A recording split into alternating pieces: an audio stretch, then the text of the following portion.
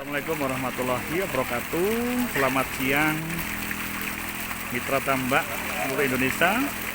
Siang hari ini hari Kamis tanggal 3 September 2020.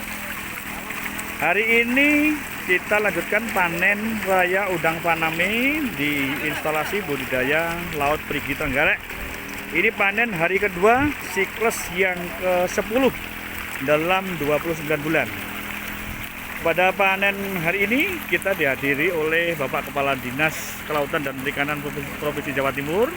Kemudian juga ada Bapak Kepala UPT Bangil, Bapak Munir. Kemudian ada lagi Bapak-Bapak Kepala Dinas Eselon 2 di lingkup pemerintahan Provinsi Jawa Timur. Ada Kepala Dinas Pariwisata dan Olahraga. Kemudian ada Kepala Dinas yang lain. Nah, ini semua menyaksikan proses panen raya udang faname yang ada di IBL Perigi. Ini petakan 400 meter dengan density density-nya 315 ekor. Ini kita panen. DOC 87 hari sudah kepala 5. Baik, ini serunya panen.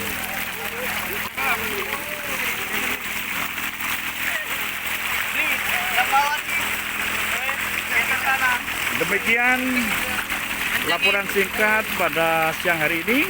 Panen ini akan kita lanjutkan sampai besok hari yang ketiga. Terima kasih, semangat pagi, sukses semuanya. Assalamualaikum warahmatullahi wabarakatuh.